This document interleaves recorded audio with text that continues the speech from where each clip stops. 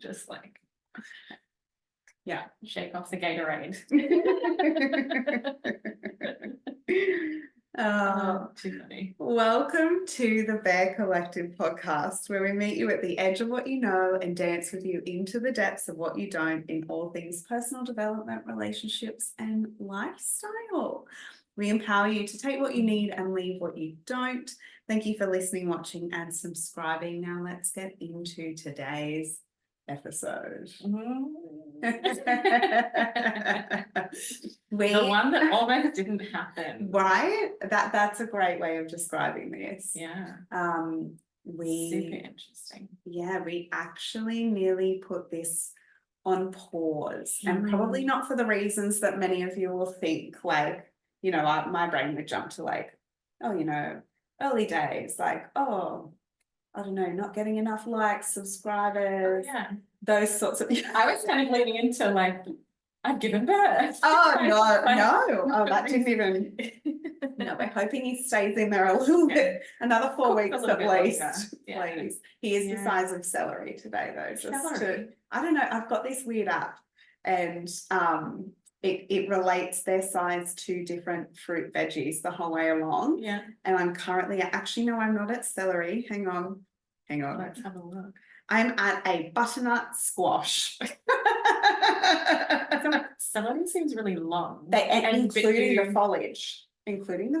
It was, I think that was last week. So I mean, you might not be able to see, but I don't think you're ever going to look at fruit and veg the same. When I go to the supermarket now, no, it's like, no, even like I think one week, you know, he was the size of a cauliflower, and we ate so much cauliflower that week. And I remember every time eating it, just like, I'm gonna have to push out at least a cauliflower. But that's I always likened it to an actual pineapple though. Like, oh, you feel like it's but bit spiky. Correct. Like, I mean, it is part of one of those fears. We all think it's going to be painful. Like, it is. Yeah. In some element, but absolutely. Wait for those happy hormones afterwards that completely take that away. Bring them on. Bottle that up. Bring them on. But yes, no, you are still pregnant. I'm still pregnant. And it's not about likes or views or no. We generally do this for the love of this and what kind of our purpose and mission is. Yeah, this one was about a dysregulated conversation that we had, or a conscious fight. Yeah. A conscious fight that we had on one of our filming days. Yeah, which can be very exhausting, and like, yeah, definitely like towards the end of it, you know, we've been using our brains non-stop for ages, and then it's just something hits. Yeah, and I think also the purpose and part of what we really connected with this podcast was to be raw and was to be vulnerable, and we have had this conversation obviously off camera and decided that it would be one to be real, to bring to the camera because it's so relevant, or audio if you're listening to the microphone too. In keeping it real, and we are about vulnerability, we are about depth, we are about you know, personal development. This happens in relationships, intimate relationships, friendships, in business partnerships, and the whole dynamic. So we really hope that you get value. It is definitely raw for us, that I'm very vulnerable to bring through. Yeah. And I mean, most of us, you know, fight with something, as you said, and I think so many people just aren't aware of how to do that in a healthy way. So this was a great example for us of, you know, how originally when it first happened on that weekend, like we weren't necessarily our healthiest best versions of ourselves in that fight, and then how we came and like resolved that, and that's why we are here today. Yeah. And if I take us back, this is kind of a conversation from my side that I probably led with us a couple months ago. Just within the context of our friendship, how we were kind of like connecting. And so I feel like you brought some things up in that conversation. I brought some things up in that conversation. I think that's kind of like what played out Yes. across, you know, the span of this time. And I'm going to admit I was the instigator. Yeah, you're always the instigator in this dynamic. Oh, okay. I was like, I'm not always the instigator. No. I'm like my typical I was the instigator in bringing the conversation yes. up later on, but I was also the instigator in the conflict. Please explain. Yeah. So what had happened was, I think there was a part of you that was had brought to the conversation like before that we had that was triggered by something that I would do or say, like a particular behavior. And I, you know, took the feedback on board and was, you know, becoming kind of like trying to become consciously aware of that and navigate that, as well as knowing that that's, you know, partly work for you. And what actually happened, or that kind of triggered or started that conflict, was I felt a contradiction of the feedback that you had given me, and I was seeing that you, for me, were carrying out that exact same thing. So I actually, it's playing out that side that I knew was going to cause kind of conflict. It was going to kind of like hold a mirror up and be like, hey, for me, you're doing the same thing right now, and I'm going to flash this back so that I'm not having to feel all this responsibility, that all of this is on me. I'm feeling this contradiction. So yeah, I don't know if I haven't admitted that part to you before, but I instigated it by being like, well, you're doing the exact same thing that you were kind of calling me out for. So I knew what I was doing in that kind of moment. I didn't know that it would lead to kind of like the tension escalation that we had. Yeah. But I did know in a sense what I was doing in that little moment. And it wasn't the best way to go about it. Yeah, like, and I think like we've all been there, like where we know we're like, you know, someone's buttons, let's say, or like, you know, especially that when you're interested in human behavior and it's something that you're working on helping other people with, you can kind of clue into things too in people, and then maybe you do want to manipulate them in that way and like, you know, see if they can see it for themselves then, or yeah, shine a light. Push a button. Yeah. And that was it. Instead of, for me, remaining silent and suppressing, which is like a part of me that I've noticed whenever there's been like a conflict, there is a part of me that won't kind of like fight back, that won't have that voice, that'll just let the other person kind of like be heard. And in order to break cycles, we have to go from kind of like, in a sense, one extreme and experience the opposite extreme to then find the middle. And so that little part of being the instigator was me playing into the opposite behavior of what I would normally do. So it was, I wouldn't say that it was unhealthy. It was healthy for me to play out that part. It wasn't, you know, it wasn't something that was super like harmful. If I think about the context of like what it was actually about. It wasn't like super harmful. It was playful in a way, but knowing that it was going to kind of cause that tension. Yes. Yeah. Because I can imagine in some examples, like whatever the extreme is could be a really harmful behavior to you or others. So yeah, it's not putting that into context. Yes. I guess that's the line. It wasn't kind of emotionally abusive, physically, like we definitely don't do physically abusive. No. And that's where, if you're in those type of situations, this conversation is very different, but we're talking about natural kind of conflicts that can arise in any type of relationship. Be it friendship, be it business, be it you know, intimate relationship as well. Yeah, for sure. And I think so you mentioned that like you know, your initial or your previous behavior pattern response is to go silent, shut down. And we like At least not, just to allow, yeah. yeah, not play out that sort of extreme role. Where does that come from? I know we were talking about this like just this morning, like where our fighting styles come from. How do you fight?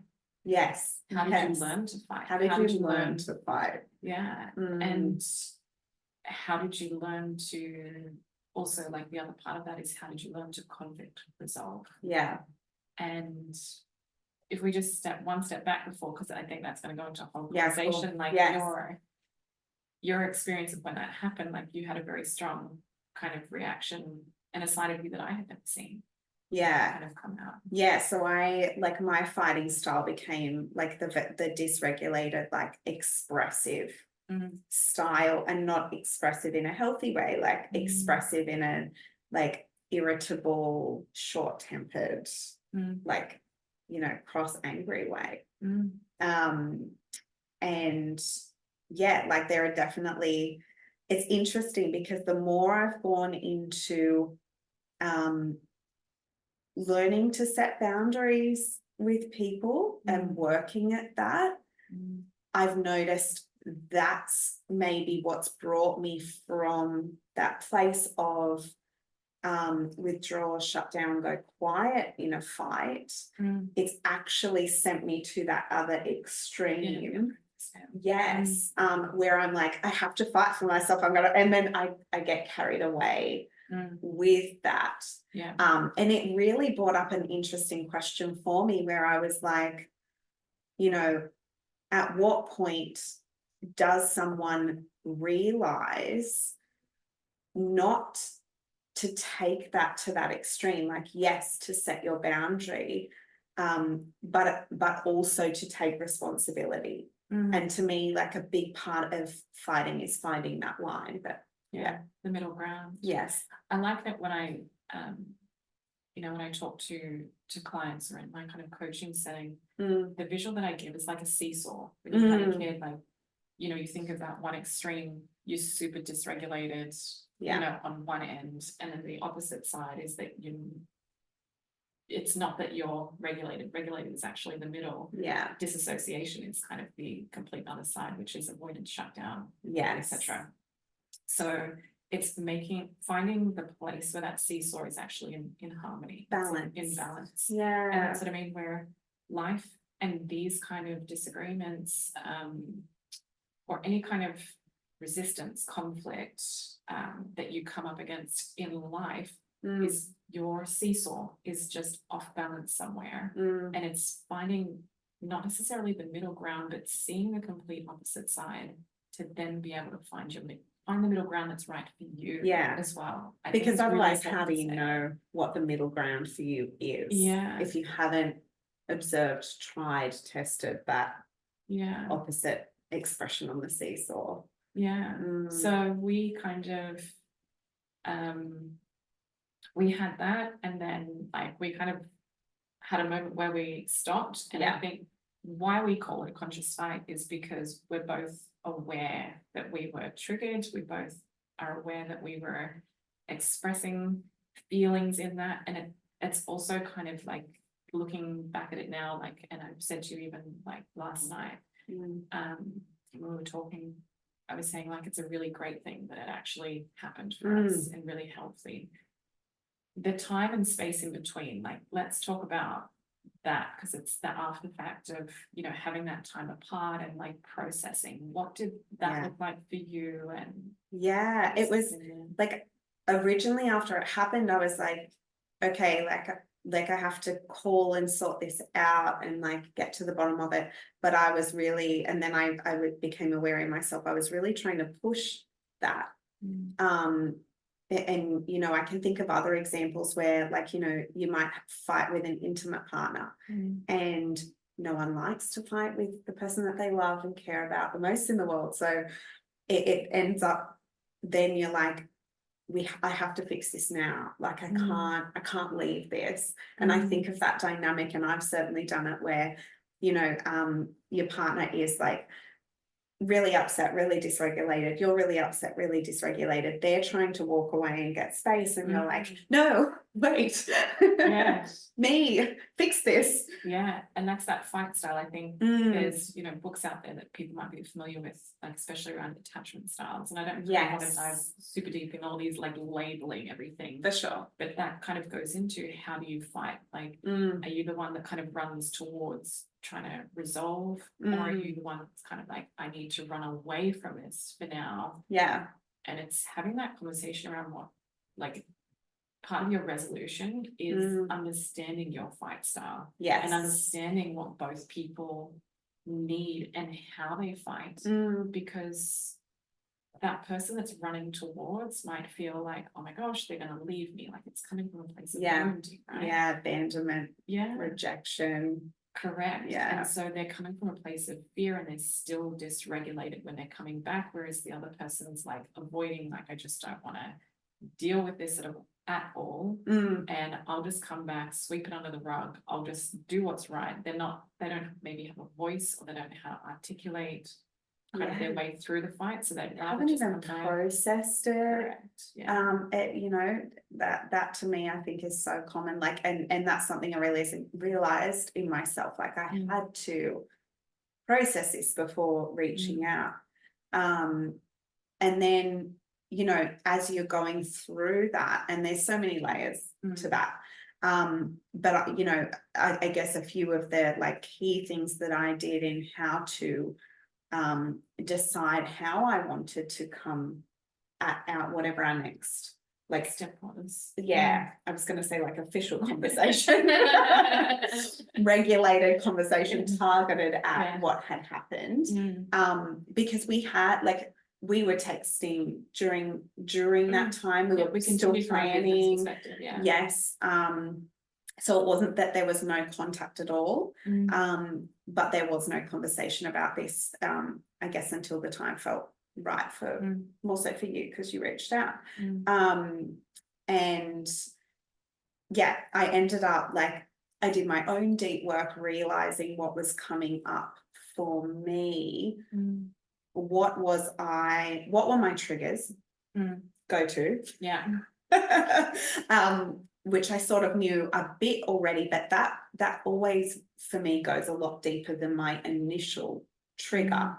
The problem is never the problem. Yes. It's deeper than that. So and I mean that's something we've been talking about this morning. Like you've got kind of your surface level problem, but for me, for myself, the problem was a lot deeper and actually lay, as I did through like an IFS session with my own IFS coach, counselor. I was like, what do I call her? She's a friend, colleague. Like we ended up coming across so many unconscious memories that came to the surface in that session. That I could then see that this went back to times.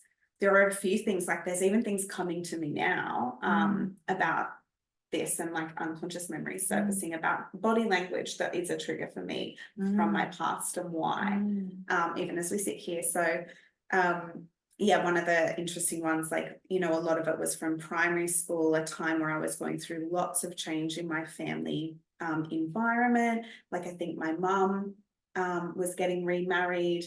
I'd cut off all my hair. There was this memory of this that seemed to come up, which can symbolize like that you've gone through a big transition.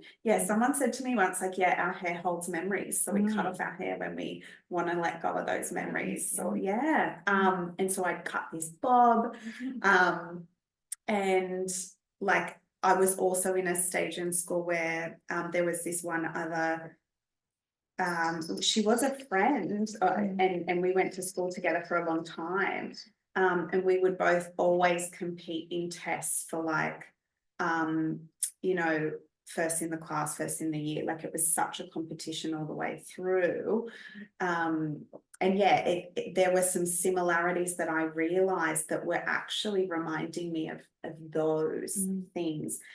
And you know, at that age, not knowing how to communicate with someone, resolve not a even knowing conflict that with it was someone. kind of competitiveness. Yeah, either. or Like, that you it don't wasn't necessarily- normal, like, Yeah. or typical Yeah. Or behavior, what's healthy kind of competitiveness versus unhealthy. because Yeah. you just don't get taught that.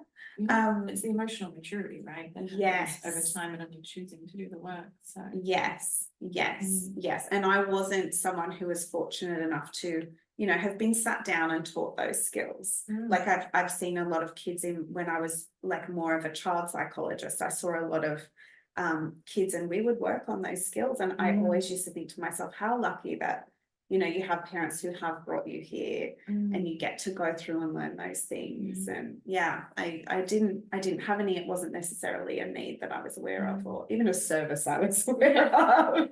So that's as like, there's some of the deeper layers that it went to, just from this surface level, like, behavior that set me off. Yeah. And thanks for sharing that. Like, it's very interesting as well within the context of what's come up for you and what's come up for me.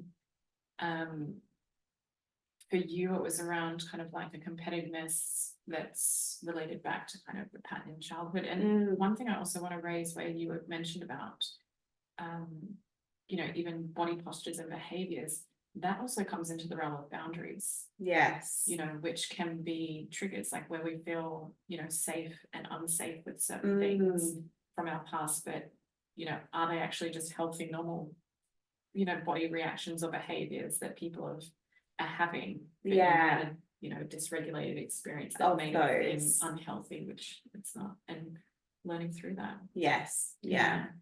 And for me, it kind of came down to contradiction. And it's something that, because in the environment that I grew up in, you know, my dad had an alcohol addiction, and that environment, therefore, for anyone who's had that experience of a parent having, you know, an addiction to something, or even just a lot of conflict in the home, that dysregulation, they can also kind of present one way, but then they're doing another behavior. So it's very contradicting in what they're saying and doing. So it's like, when it was presented to me of like this, but then you know, I felt that you were doing the same thing. It was like, this is so contradicting, and I need safety. Like, contradicting doesn't feel safe for me. Yeah. Which is also interesting, because in part of the work that I do in like shadow work, you actually need contradiction to evolve. Yes. And to grow. Yes. Yeah, that was something you taught me, like, and our bodies. I think there was something in that, you know, and we may do an episode of this at some point, but there was something you said to me about that, where it was like, you know, our body, the amount of contradiction our bodies can hold, like within our nervous system. I can't remember exactly what it was. But being able to hold that. And I know, it's something that so many people can struggle with. Like, it's a bigger topic. Yeah, it totally is. I don't want to go into it. I'm honestly like, you could stop in a 10. Stay in my brain. Stay in my brain. Yeah. But yeah, and why I think it was a beautiful thing that actually happened in our relationship, and a gift, is it allowed me to sit back and kind of, you know, ask the bigger questions of like, the problem is never the problem. So whatever you're actually fighting about, like whatever you're triggered about on the surface, and you're kind of like splashing in the mud and throwing mud, you know, this dysregulated like statements at each other, and and you know, those feelings, it's good to have that kind of expression in a healthy way. Like I said, we did a very conscious fight. But it was, the questions to me were like, well, how do I resolve this, and what does this look like? Yeah. And one of the things that I also had to face for myself was coming from a background, like I said, where I've had a parent with addiction. The opposite side to that is the parent who would try and, well, basically people please. Yeah. You know, within that context. And I think there's an episode obviously within there that we'll dive deeper into, kind of dive into how that kind of like, what that looks like, sounds like, feels like in that environment.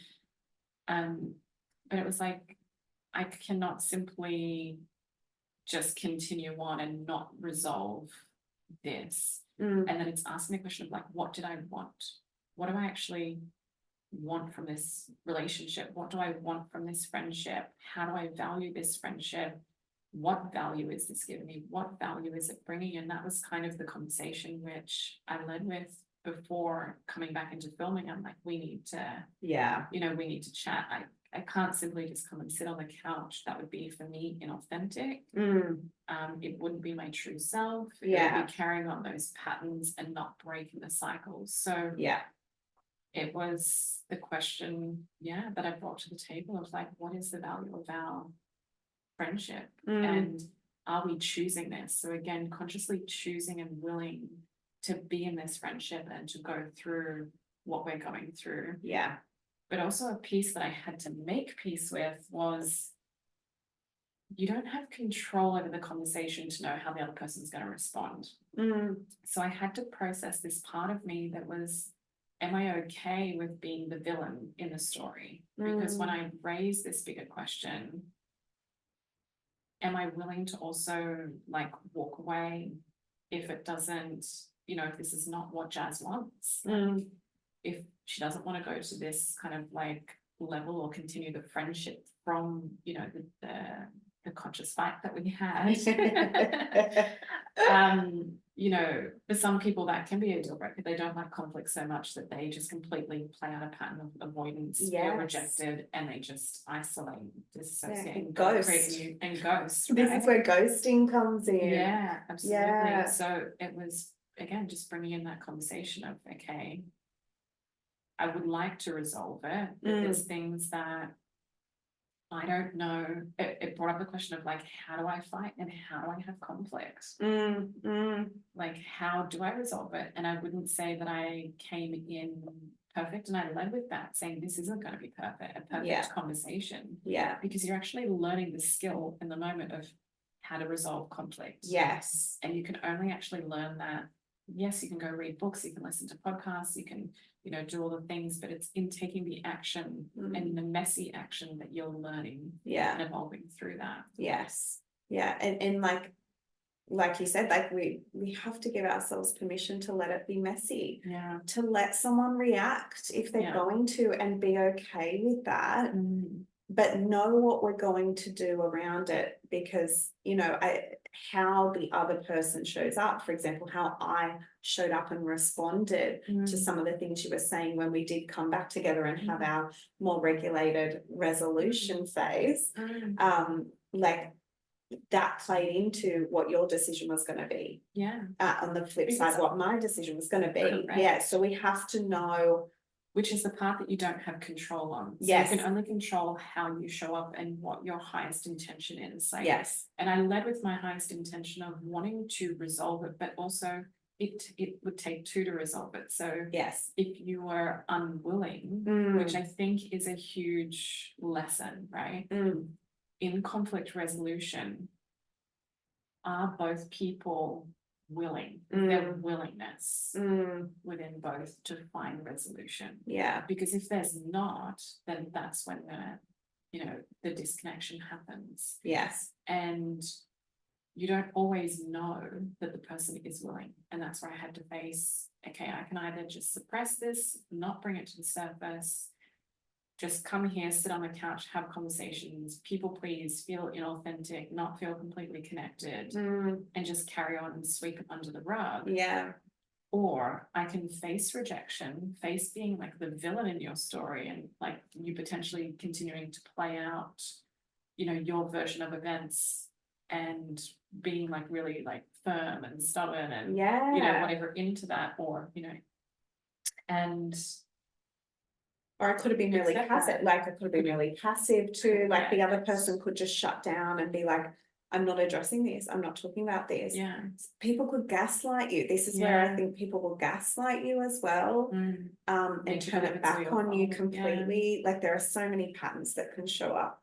Which you, again, that you're facing and you're taking the action anyway. Correct. And the only person that you can truly hold is yourself. And you have to be, again, this is where the seesaw came in. Like I can either people please and make it like really, really right, but like just brush it under the rug and just pretend everything's okay, or I can find that middle ground and be willing to be the villain in the story. Will be willing to be rejected, be willing for the friendship to break off, be willing for all the podcasts to be dissolved, be willing and okay in acceptance with those things. Obviously not my ideal outcome, but I had to accept that part in order to come into the conversation. That could be an outcome. Absolutely. And I think something that, you know, we had both very clearly done when we did come back together was we've both gone away and sat with, what do I need moving forward? What are my values? What do I desire for this not just this business relationship, but this friendship? And one of the biggest things that we both came down to was safety in certain areas, and then going into the detail. There is a lizard running across the cupboard. It's okay, it's over there.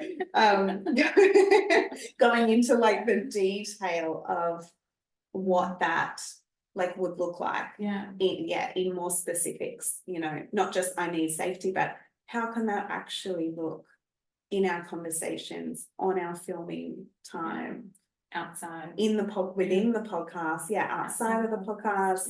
So it was really coming to that with refined needs. And I think what was really cool in the conversation we had was, again, we both made the conscious choice that to choose into the friendship again, and actually something that you led with, which was really, really beautiful, and that was, even if the podcast were to end, the friendship would still continue, which again, that brings an element of safety sometimes, that someone needs to hear that the value of the friendship is there and always will be there above kind of the podcast. Exactly. In this context, you know, for other people it might be like, you know, business, or they might have kids and need to feel kind of a bit more, you know, connected to their partner, and more of that intimacy and a bit more of that priority over kind of like the children first. Or if we're going to decide to consciously separate, can we still co-parent? You know, that's probably a similar example.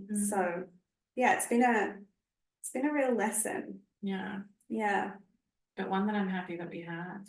And again, I think the words that I've kept kind of like repeating, it's like I'm grateful that it happened, and again that there's potential that this is going to happen again. It's relationships, any relationship dynamic will have these moments of tension, and it's how you choose to fight, it's how you choose to resolve it, whether you choose to look under the surface of the mud that you think that it's about, that dysregulated, and choose how you come back together, how you resolve it. And I think, like, you know, a hint that a lot of people may know already, but like, never come at it when you are dysregulated. You know, those initial little tiff moments sometimes have to happen just to realize what's there, but when you come at that conversation to resolve a fight, definitely come at it from a regulated place, because more of your brain will be working properly. And even the level of vulnerability to share what was going on for you. So underneath the surface, we could see for you it was competitiveness, and me it was contradiction, and that was both from those childhood kind of like unmet needs that were happening. They weren't the same thing. That's why again conflict happens, because then you're not on the same page. But both of those make so much sense in the context of why it happened, and then in how we kind of resolved it. And we had to, well, like for me, a big part of it was like having to learn to share those parts of myself, to let you know like what was going on. So for me, seen, heard, and understood. Communication. You're not kind of communicating and you're not connecting. It's a big part of couples therapy. Isn't it? I'm like, oh. But and then I think, you know, we came up with a plan moving forward that we will try and test and tweak and see how we go. So I hope that's I know, have that. So I And this hope, is what evolution looks like in a yes, relationship. If there's willingness and that's it, yeah, that's why it's such a red flag for me in relationships. If they're not willing, yeah, I'm out. yeah. Not me, I've found someone, it's fine. But previously, Yeah. and what I tell clients all the time. Yeah, because I think a big part is where would we both, if you're feeling like you would sweep something underneath the rug, or you know, if you feel like you're in that chasing energy and the other person is in complete avoidance, if you're not coming to resolution, there's something off there in terms of partly willingness and willingness to figure out, how do I fight? How do we reconnect? How do we come back together? What's the actual unmet need that's going on for both people? Because it can look very, very different. It does not have to actually be the same. Yes, yeah, absolutely. As long as you can come together at the end of the day and accept the other person's way of doing it, if it's safe or if it meets your needs. Yeah, beautiful. Well, we hope that's helped you learn like how to fight right. And like in a healthy way. Yes, yeah, because it's necessary. It's a necessary skill. I think I first learned it off the OC, for anyone who remembers that amazing show. I remember thinking, like, they always talk about their conflicts and their fights. They always talk about it. And for me, like, even just looking back at that revelation that I had as a young teenager, like, it shows you where you can be at with this based on what you've learned from, you know, your role models. Yes. Yeah. No. Thanks for the dive in, guys. Thank you for listening, watching, and subscribing. Yeah, we'll see you again on the next episode. See you next time. Bye.